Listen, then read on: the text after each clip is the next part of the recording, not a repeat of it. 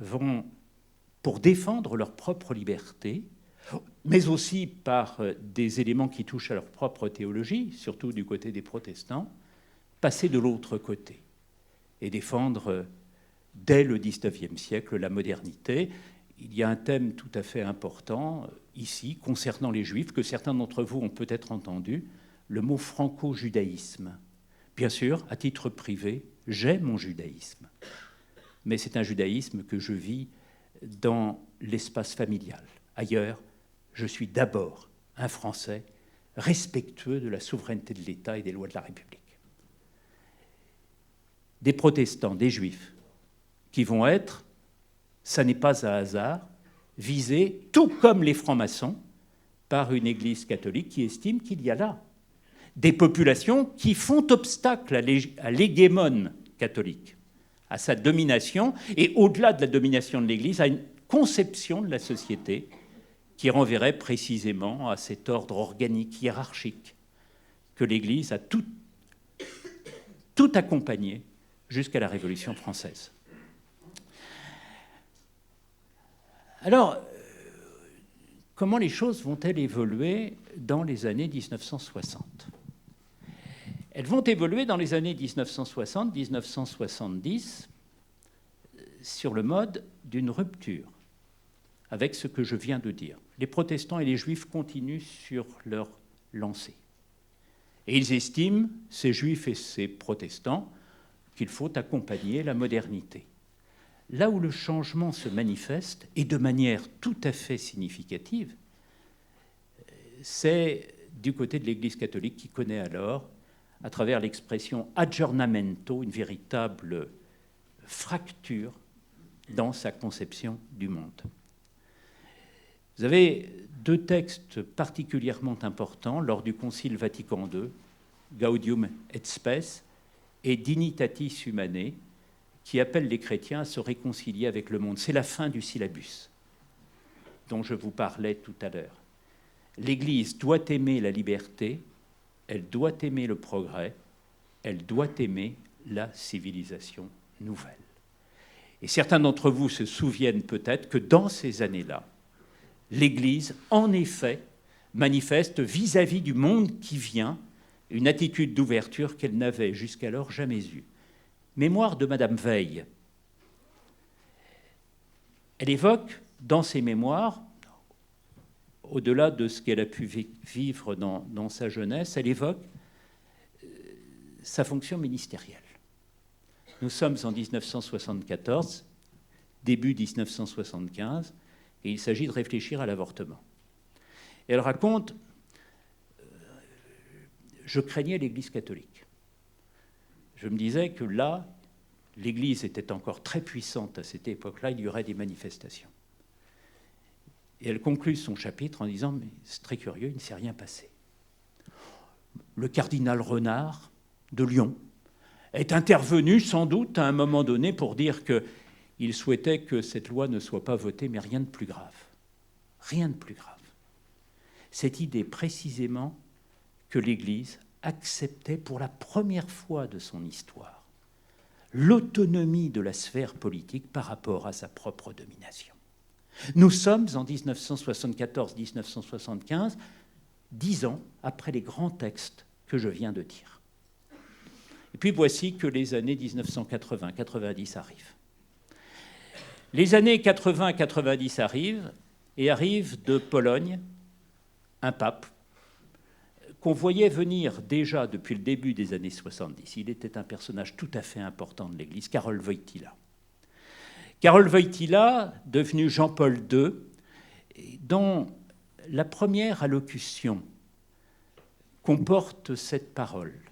« N'ayez pas peur, ouvrez, ouvrez les vastes champs de la politique, de la culture, de la société, à la puissance vivifiante de Jésus-Christ. » Vous avez là une mise en mouvement du catholicisme. Cette idée qu'on ne peut pas se contenter d'accepter la modernité, que cette modernité comporte des failles, des défauts, des immoralités, qu'il faut à toute force contrebattre. Engagez-vous, affirmez votre propre identité, portez partout la parole du Christ. À partir de ce que Jean-Paul II appelle la splendeur de la vérité. La vérité.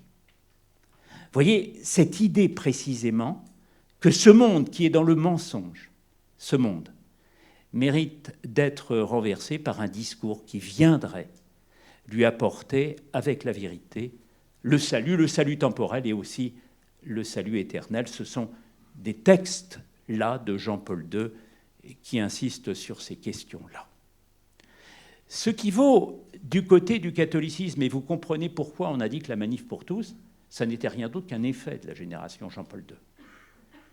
L'idée précisément qu'il faut contrebattre l'immoralité de notre société par la référence à une moralité objective que l'Église porterait à travers, Jacques nous le disait tout à l'heure, son modèle clérical. Ce qui vaut du côté de l'Église catholique va valoir aussi du côté des autres structures et les minorités que j'évoquais tout à l'heure. Certains l'ont peut-être remarqué autour d'eux.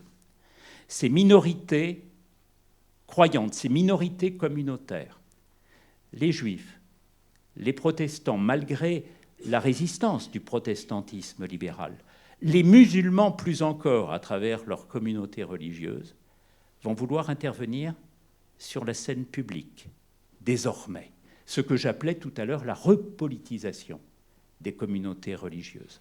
Ils interviennent sur la scène publique et portent un discours double, avec les catholiques, dans une sorte de front uni des religions contre cette modernité envahissante qui oublie la moralité objective. Un discours qui, d'une part, cherche à faire reconnaître les identités partielles, les affirmations de subjectivité religieuse de leurs propres coreligionnaires. Cette jeune fille veut porter le voile, nous demandons à ce que l'État permette, même dans les écoles publiques, que cette jeune fille porte le voile. Et là, vous avez un front des religions sur cette question. Un front des religions sur cette question qui défend, en effet, les identités religieuses de leurs membres, mais qui peuvent aller plus loin et qui nous disent « mais je souhaite aussi que non seulement l'État fasse droit aux identités de mes membres, mais que l'État accepte d'intégrer dans sa propre législation la morale objective que je défends. » Cela est le cas au moment de la controverse sur le mariage pour tous. Front des religions. Front des religions. Il faut que l'État accepte dans son ordre juridique propre la moralité objective que les religions défendent. Il y a 8 jours, à la Sorbonne, colloque. Les représentants des grandes religions françaises, Raïm Corsia, Monseigneur de Moulin-Beaufort, il y avait aussi le recteur de la Grande Mosquée de Paris, et puis aussi le président de la Fédération protestante de France, dans un bel ensemble, ont demandé à l'État, pour les musulmans au nom du respect de la loi de Dieu, pour les autres religions au nom du respect d'une anthropologie naturelle et objective, ont demandé à l'État de reporter ce sinistre projet qui viserait à permettre à chacun d'obtenir l'assistance à mourir dans la dignité. Front des religions. Vous voyez ce que j'appelais tout à l'heure la repolitisation des institutions religieuses, après que les institutions religieuses, dans ce temps particulier de leur histoire, dans les années 50-60 pour ce qui concerne l'Église catholique, aient pu accepter le vaste mouvement de la modernité subjectiviste. Alors, voilà 2 éléments qui, en effet, nous conduisent à penser que la société est aujourd'hui en voie d'évoluer. J'ai évoqué tout à l'heure les réaffiliations des individus. Je viens d'évoquer la repolitisation des églises, il faudrait aussi dire un mot, et je m'arrêterai là tout de même, il faudrait dire un mot de la spiritualisation, de la re-spiritualisation des institutions politiques. Alors vous savez que c'est là que nous allons aborder la question que Michel Miaille aurait dû aborder s'il n'avait pas connu la difficulté qui est la sienne en ce moment, la question de la laïcité. Que signifie le concept de laïcité? On peut tout simplement,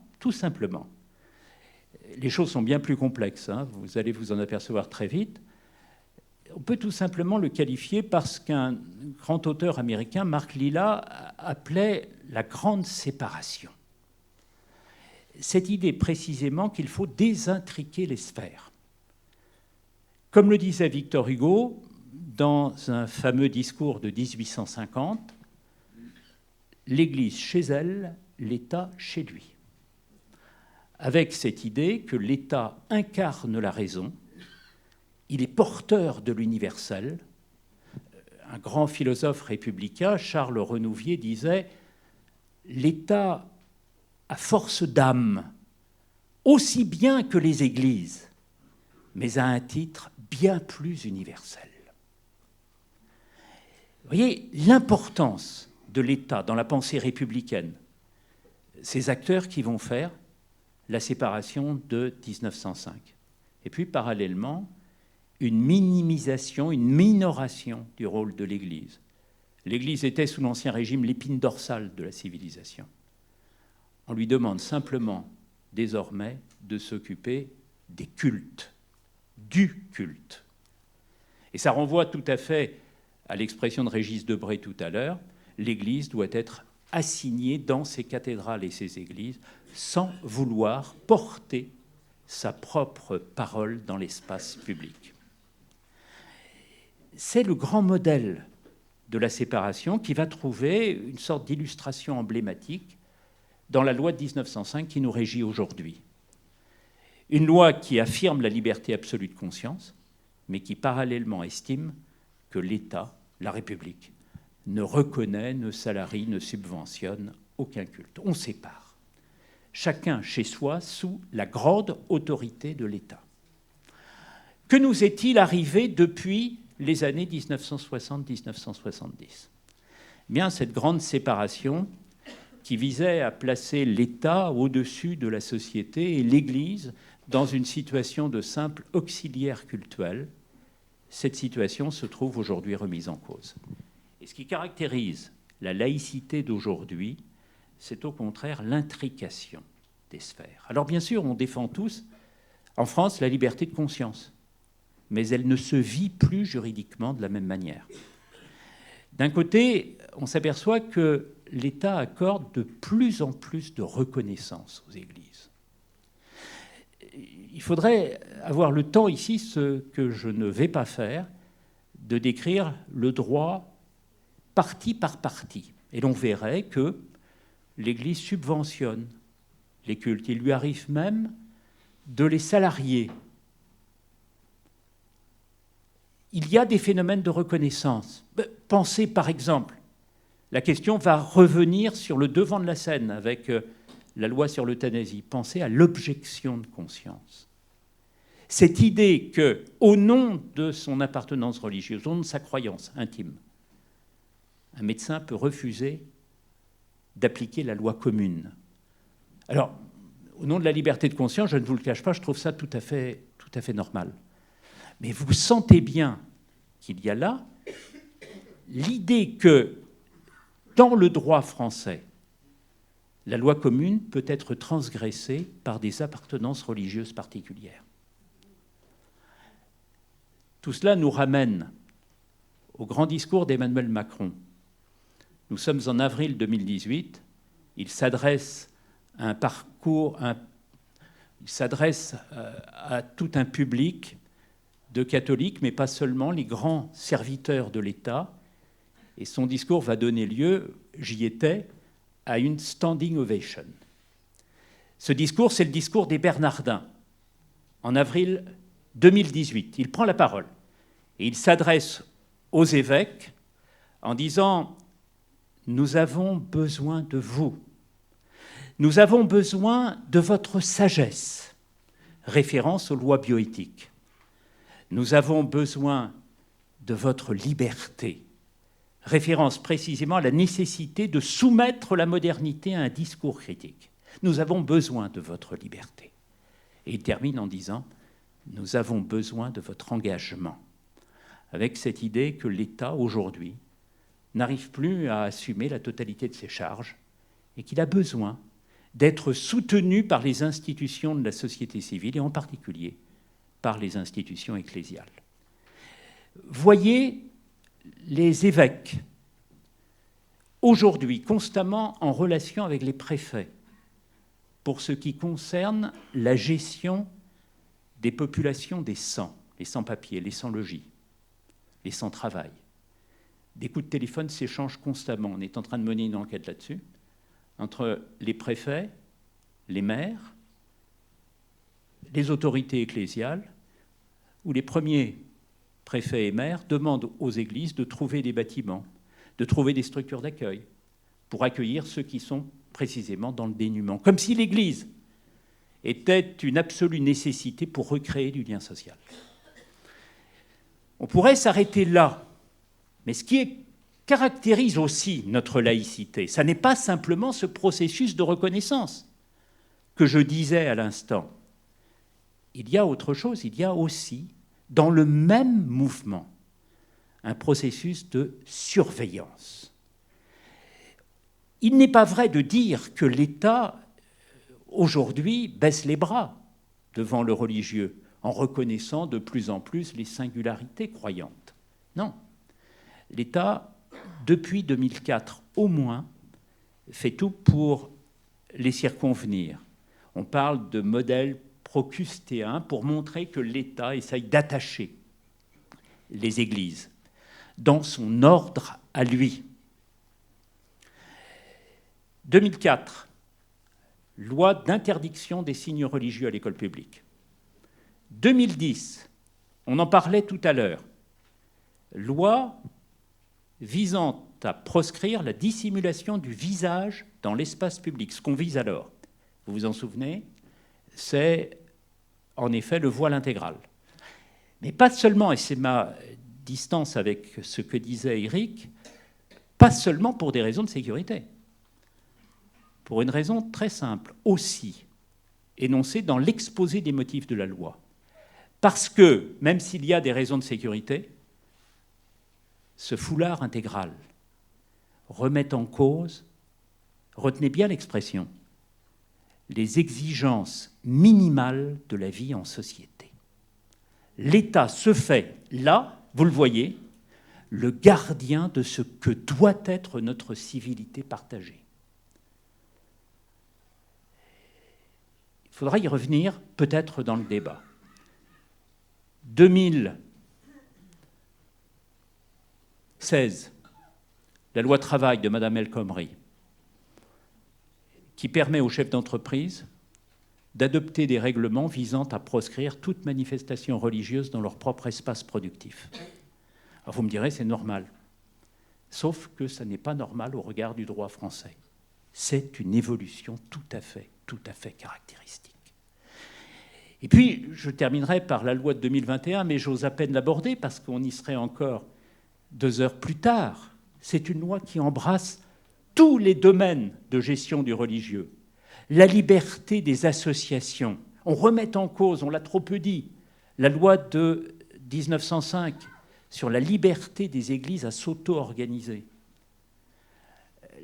La liberté des communes qui désormais sont sous la menace de ce qu'on appelle en droit un référé laïcité. Dès que le maire prend une mesure qui semble être à distance de ce qu'exigent les lois laïques, le préfet peut immédiatement demander la suspension de cette mesure mayorale, de cette mesure municipale.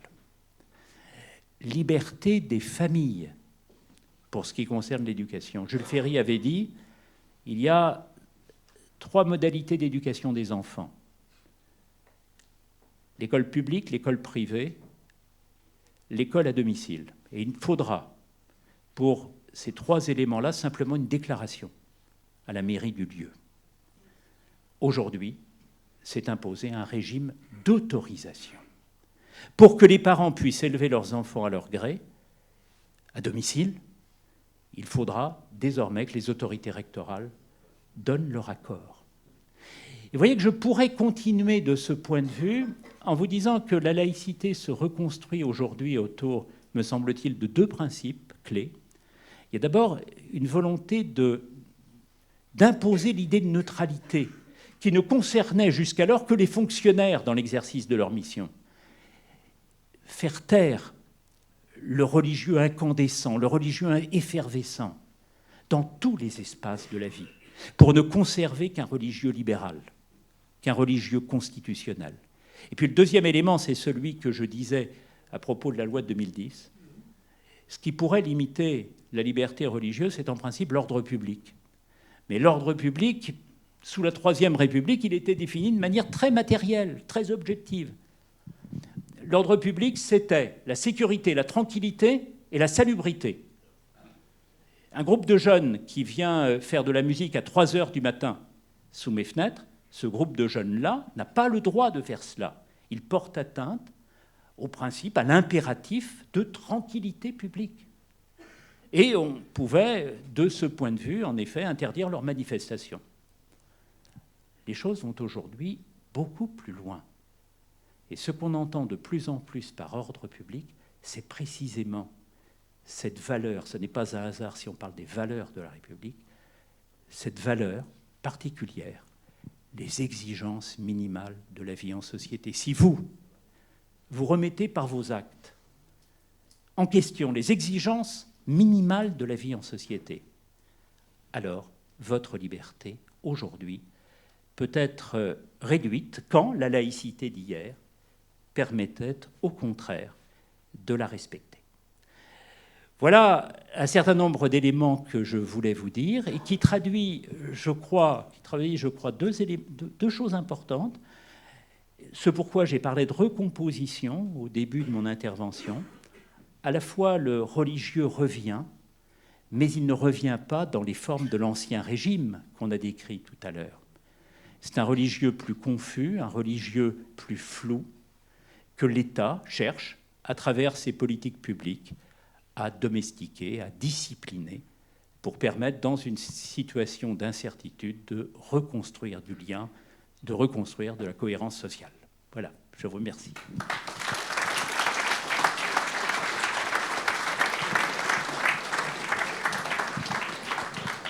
Merci. Alors, mes amis, on va commencer un petit débat en table ronde, les participants, pendant lequel, si vous avez écrit des questions sur les imprimés qu'on vous a remis, ceux d'entre nous, la commission, je leur demande de passer par l'allée centrale et de collecter, s'il y a des questions, ce n'est pas une obligation, en signalant que les questions sont des questions,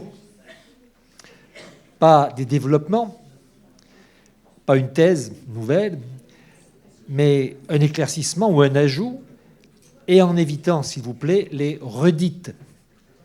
C'est-à-dire poser une question sur quelque chose qui a déjà été répondu. Dans les tribunaux américains, on dit « asked and answered ». On a déjà demandé, on a déjà répondu. Donc, évitez ça. Et on va vous laisser quand même un petit espace de débat, de questions directes, orales, parce que c'est vivant. Et on essaiera d'être assez bref, l'heure tourne. Et évidemment, les exposés étaient extrêmement denses.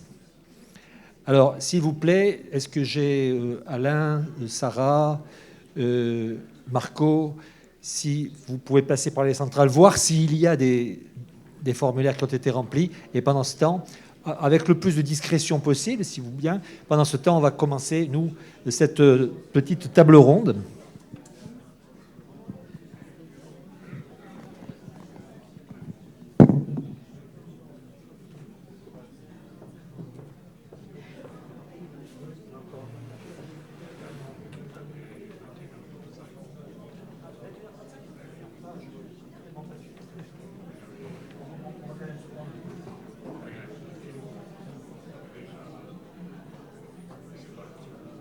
Bien, on me dit qu'il faut aller vite.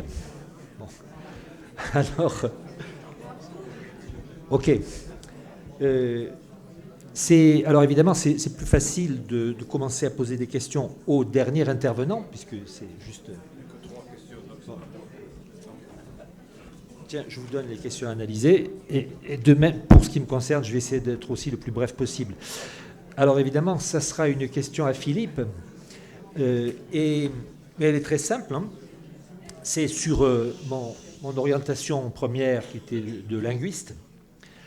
On a parlé de laïcité, de sécularisation. Ce qui frappe mon imagination de linguiste, c'est que le terme correspondant pour les anglo-saxons, ça serait secularism. Mais en français, si on peut parler de sécularisation, et c'est ce que font les universitaires pour distinguer, voire plus large que le terme de laïcité au sens de 1905, il n'y a pas de traduction de sécularisme en français. Il n'y a pas de sécularisme. Alors je me dis, la sécularisation, c'est transformationnel. Ça veut dire qu'on est passé d'un espace religieux, ou un espace où la religion a son poids par rapport au pouvoir politique, à un espace où il ne l'a plus. Donc il y a ce zation.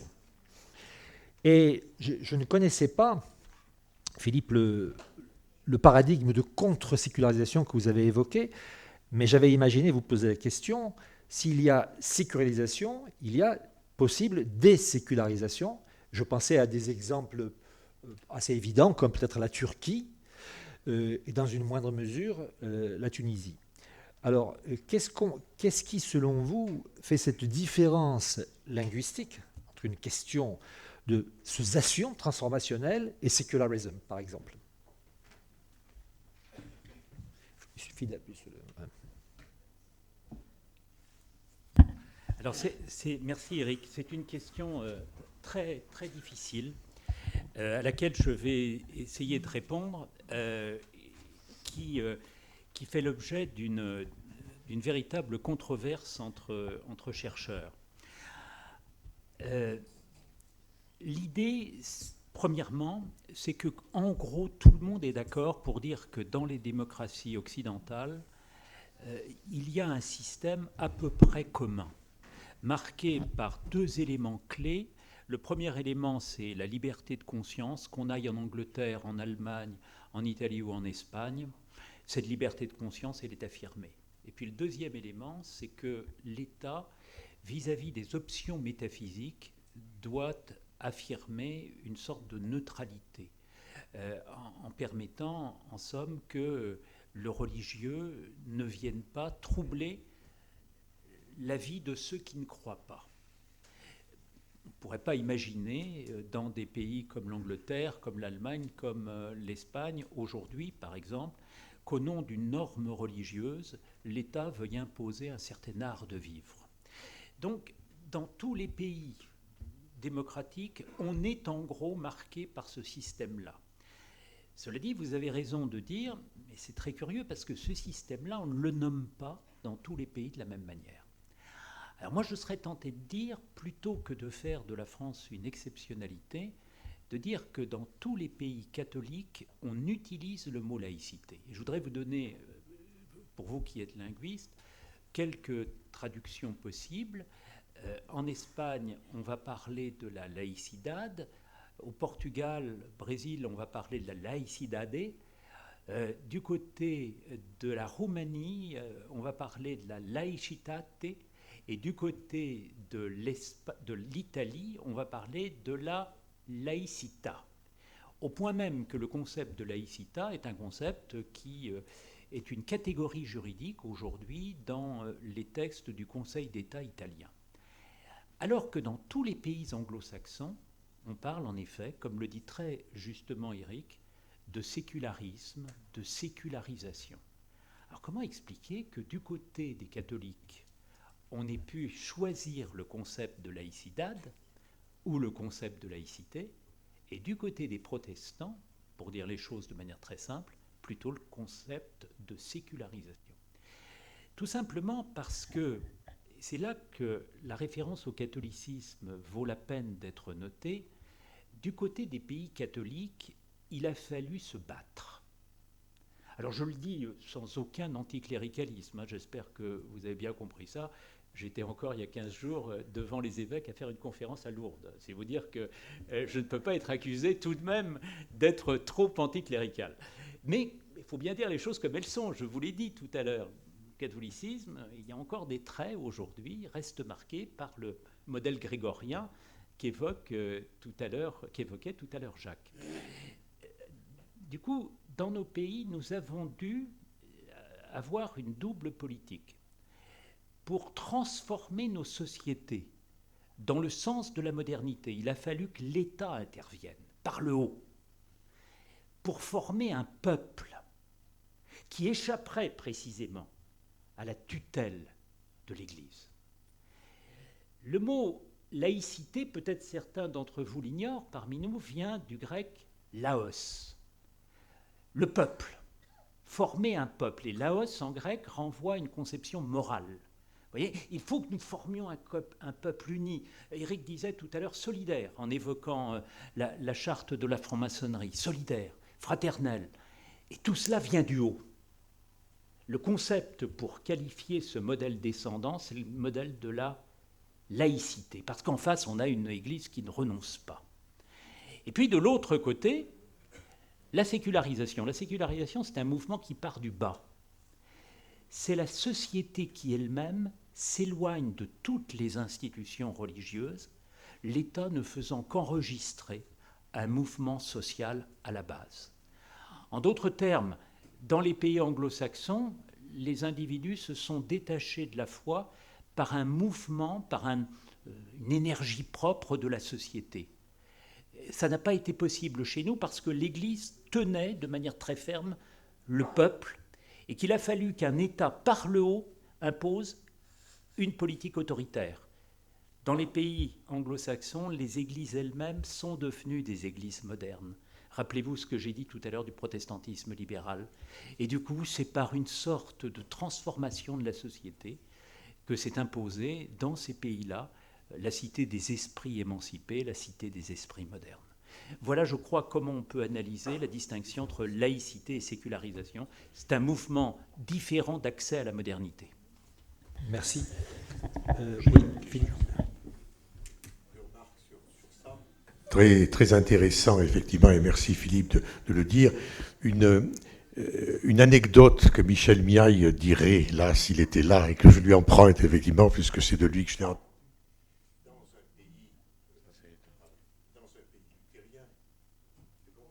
Oui, dans un pays luthérien comme le Danemark, où la plus grande partie de la population aujourd'hui se déclare religieuse, le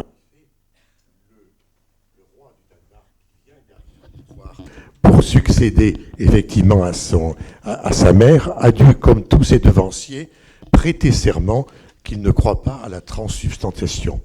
C'est-à-dire que en même temps que l'on a ce processus de sécularisation tout à fait profond, la logique laïque n'est pas présente, effectivement, bien que la sécularisation aille effectivement très très loin. Et puis un autre petit mot, puisque a été évoqué la Turquie, l'un des grands problèmes, et Philippe vient de le montrer, c'est que les mots changent de sens suivant les contextes dans lesquels on les place. Il y a un mot turc pour dire laïcité, qui est déduit du français laïcité. Mais quand Mustafa Kemal a voulu créer, a finalement, au bout d'un long processus, choisi de créer une Turquie laïque, alors que ce n'était pas son projet au départ, puisque fondamentalement, son projet est un projet nationaliste de reconstitution de la nation turque et d'un État turc. Il a même hésité à s'appuyer sur l'islam pour cela, bien que lui-même soit religieux. Il a des mots sur l'islam qui sont d'une brutalité inouïe. Il parle d'un chamelier ignorant ou ignare pour parler effectivement du prophète, ce qui était assez étonnant. Mais il avait pensé s'appuyer d'abord effectivement sur l'islam, et puis finalement, à cause du fait qu'il provient du milieu des jeunes Turcs très marqués par les influences culturelles de la Révolution française, il finit par choisir un principe de laïcité, mais qui est un principe de laïcité qui n'est pas du tout un principe de neutralité, qui est un principe de prise de contrôle de l'islam turc et de fonctionnalisation de l'islam turc avec un ministère justement, qui se charge effectivement de le contrôler et de le tenir en main et d'en faire un relais du projet effectivement nationaliste. Et effectivement, c'est ceci qui aujourd'hui est mis en cause par l'AKP du président Erdogan, lequel a réussi à marquer un certain nombre de points, mais pas autant que ça quand on vient en Turquie. Et j'y étais il y a quelques mois au moment de la fête du 100e anniversaire de la République turque. Dans les télévisions occidentales, quand on voyait des images, on ne voyait que M. Erdogan au milieu des siens. Sur la côte turque, effectivement, où j'étais, que j'ai parcouru dans la région d'Antalya et autres, il y avait des milliers de portraits de Mustafa Kemal Atatürk, et j'ai vu un seul portrait de M. Erdogan, parce que la Russie est profondément fracturée, et il faut bien comprendre que lors de sa dernière élection, il a gagné avec 52% des voix seulement, face à un candidat falot, sans charisme absolument, et dans des conditions d'organisation du scrutin qui étaient loin d'être démocratiques. Ce qui signifie qu'il y a une profonde division en Turquie encore sur l'attachement aux principes laïques de Mustafa Kemal tels qu'ils étaient, c'est-à-dire du principe de contrôle, et puis le projet qui est celui des frères musulmans de M. Erdogan. Merci là-dessus, Philippe. J'aurais une question à l'historien dans un sens, mais qui est beaucoup plus légère et plus simple, avant qu'on analyse les questions qui nous sont venues de la salle. Descartes, donc tout à l'heure, Philippe nous a dit que vers 1760, on voyait arriver cette modernité subjective qui refaisait surface avec une individuation. Descartes a écrit le discours de la méthode quelques années avant, puisque c'est 1737. Il écrit en français et non pas en latin. Ce n'est jamais que l'introduction d'un traité d'optique, mais c'est par contre, c'est devenu le texte majeur avec l'histoire. Il écrit en français pour que les femmes puissent le lire, puisqu'on n'enseignait pas le latin aux femmes. Et il est profondément humaniste et il prend beaucoup de réserves par rapport ce qu'il appelle les doctes dans les discours de la méthode, c'est-à-dire l'autorité religieuse, parce que Galilée, c'était pas si longtemps que ça, et que c'est encore très dangereux d'aller vers un humanisme. Est-ce que c'est historiquement le premier humaniste de nos philosophes ? Vous parlez de Descartes, oui. Alors, il y a une pensée humaniste qui se dégage, j'allais dire, de la pression religieuse beaucoup plus tôt, sous la Renaissance, effectivement, en Italie en particulier. Rien que le fait, par exemple, que Lorenzo Valla démontre la fausseté de la donation de Constantin en utilisant une méthode historique scientifique, par exemple, et peut apparaître. Il n'y a pas d'expression d'athéisme ou même d'agnosticisme avant la fin du XVIIIe siècle. Et elle est très légère, effectivement, dans l'ensemble. Et elle prend souvent la forme que vous avez décrite, qui est celle de Voltaire, le grand architecte, le créateur, ou ce genre de choses. C'est donc un processus qui est lent, mais dans les conceptions de chacun, effectivement, de ces individus, comment dirais-je, qui sont les conceptions spirituelles, elles ne les empêchent pas de produire une réflexion politique, effectivement, qui est à la fois contre le monopole de l'Église, d'une part, et contre l'absolutisme. Et le fameux préambule de l'encyclopédie de Diderot, il faut tout renverser, tout remuer, abolir les vieilles puérilités, et la marque de quelque chose qui, effectivement, est un projet de modification politique de la société. Des questions de la salle, vous avez de regarder. Donc, au nom de la salle, est-ce qu'on peut résumer ces questions ? Il y a une question qui est une vraie question, puisqu'on demande pourquoi et comment la religion traditionnelle hellénistique qui a été progressivement surpassée par le christianisme, comment et pourquoi ? Il y a deux thèses sur cette question-là, qui sont contradictoires entre deux historiens, dont l'un est agnostique ou était agnostique, Paul Venn, et l'autre est catholique, Marie-Françoise Basselès. Et donc, elles ont les thèses qui correspondent, comme tout bon historien, effectivement, tout adossé qu'il soit à ses propres méthodes, mais qui correspondent effectivement à sa culture. Pour Paul Venn, c'est par effraction.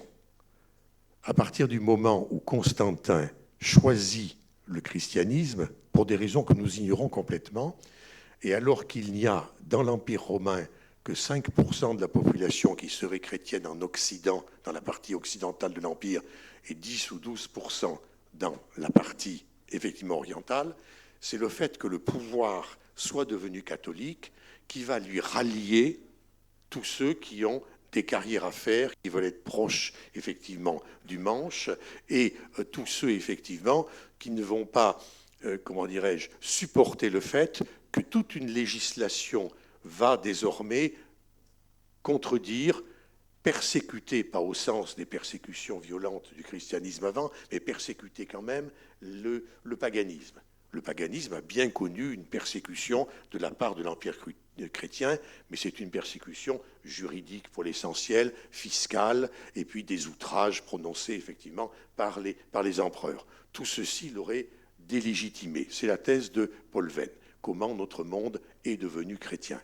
Et Marie-Françoise Basselès a répondu par un autre texte qui est, d'une certaine manière, quelque immense respect et estime que j'ai pour Paul Venn, qui décrit d'une manière plus sociologique le fonctionnement du christianisme comme étant une religion qui crée des réseaux de sociabilité, des réseaux de communication à l'intérieur de communautés et entre différentes communautés, et ces réseaux deviennent un lieu, j'allais dire, de meilleure vie, de satisfaction, de vie plus sûre psychologiquement, effectivement, pour des populations qui sont dans un immense empire dont elles ne peuvent plus percevoir effectivement le sens. Voilà comment je pourrais traduire d'une manière très simple. Il me semble que les deux thèses, comme souvent, sont plus complémentaires qu'elles ne sont opposées et que les deux phénomènes ont dû jouer.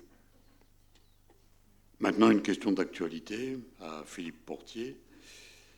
C'est une question, oui, d'actualité. Qu'en est-il des vocations ? Dans mon département, il n'est pas rare de voir actuellement 2 prêtres en charge de 17 ou 20 paroisses.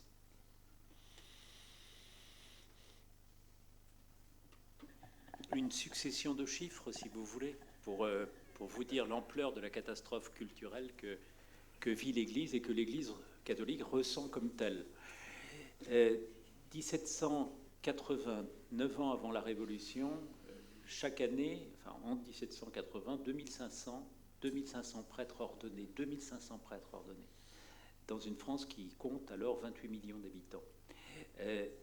Juste avant la loi de séparation de 1905, donc, rappelez-vous 2500, hein, juste avant la loi de séparation de 1905, 1901, 1700 prêtres. Juste après la guerre, mais il fallait écluser les jeunes séminaristes qui n'avaient pas pu être ordonnés parce que souvent ils étaient prisonniers en Allemagne ou faisaient le service du travail obligatoire.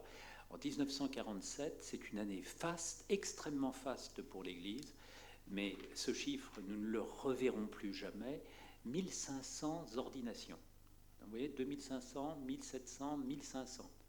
Et puis c'est là que les choses commencent à mal aller. Années 50, 1955, 1000 ordinations. 1965, 500 ordinations. 2023, 60 ordinations. Donc vous comprenez la difficulté pour l'Église de maintenir le modèle sacerdotaliste et sacerdotal issu de la réforme grégorienne dont parlait Jacques tout à l'heure. L'Église s'est construite pour beaucoup, si vous voulez, ça fait partie de ces stratégies d'englobement, de recouvrement de la société, sur la distinction entre d'un côté les clercs et puis de l'autre les laïcs. Alors les choses ont été un peu atténuées avec le Concile Vatican II. Il reste que c'était quand même c'est la grande structure de l'Église catholique. Il suffit de lire le Code de droit canon de 1983 pour se rendre compte que tout cela continue. Il suffit de lire aussi les textes des papes visant à réfréner l'envie de certains de faire que des hommes, que des prêtres puissent être des hommes mariés. Tout cela est impossible parce que cela remettrait en cause la division entre clercs et prêtres. La difficulté, c'est que cette affirmation théologique se trouve contredite, en tout cas extrêmement fragilisée, par le mouvement sociologique que je disais à l'instant. Comment maintenir une Église fondée sur le modèle sacerdotal que je disais à l'instant, la primauté du presbytre, la primauté presbytérale, quand parallèlement l'Église n'arrive plus à recruter ceux-là même qu'elle place comme étant les gardiens du dogme, les gardiens de la discipline à l'intérieur de l'Église catholique. Vous voyez la difficulté de la situation. Alors on fait appel à trois dispositifs. Le premier dispositif, c'est ce que disait très bien la personne qui a posé la question, les regroupements paroissiaux. Ça, c'est une façon de résoudre les questions. On joue sur le territoire, mais on peut jouer aussi sur le personnel en faisant venir des pays du Sud par une sorte d'évangélisation inversée, des prêtres africains, parfois des prêtres polonais, avec cette idée que c'est toujours très difficile, évidemment, de provoquer, de produire l'acculturation nécessaire. Actuellement, vous savez que vous avez à peu près 8000 prêtres, 7000, 8000 prêtres en activité. Sur les 7 ou 8000 prêtres en activité en France, vous en avez 2500 qui viennent des pays du Sud. C'est vous dire la difficulté dans laquelle se trouve aujourd'hui cette institution qui, depuis le Moyen-Âge, apparaissait comme le point nodal de construction de notre propre coexistence. Il me semble que la question qui est bien posée, c'est celle de la mise en cause du modèle sacerdotal. Parce que dans les faits, vous en avez fait l'expérience sans doute, on remarque que les laïcs prennent une place de plus en plus importante. Il y a quasiment, dans certaines régions, plus de messes des morts. Il y a des bénédictions qui sont conduites effectivement par des laïcs. Et je m'interroge sur l'effet que ce rôle, que cette place des laïcs pourra avoir effectivement sur ce modèle. Il y a autre chose qui est interrogée, mais qui, pour le moment, n'est jamais posée, c'est celui de l'accès des femmes au sacerdoce. Simplement, en plan mathématique, j'avais l'occasion d'en parler un jour avec un prêtre que j'avais rencontré. Il me semblait que si l'Église acceptait que le sacerdoce soit ouvert aux femmes, elle pourrait au moins doubler les Saintes Légions, si je calcule bien, et effectivement. Alors que la question est... Mais le pape François a répondu d'une certaine manière à cette question-là, et c'est ce que me disait aussi ce prêtre, un jour qu'on lui posait une question dans un avion sur le célibat des prêtres. Il a dit quelque chose auquel peu ont fait attention en disant « Oh, ce n'est qu'une question de discipline. Sous-entendu, je peux le changer quand je veux. » Sous-entendu, bien sûr, si j'ai la possibilité politique de le faire admettre. Tandis que la question du sacerdoce masculin n'est pas une question de discipline, c'est une question de dogme. Et là, effectivement, il y a un enjeu beaucoup plus important pour le faire changer. Bien, je crois qu'il serait difficile de poursuivre. On pourrait passer la nuit, c'est absolument passionnant. Mais l'heure tourne et nous avons d'autres impératifs. Pour conclure sur une note extrêmement légère, nous sommes francs-maçons, donc on aime bien dire des bêtises aussi. Et je vous donnerai sur Vatican II, l'analyse très profonde qu'en fait Georges Brassens. Sans le latin, la messe nous emmerde. Merci à tous.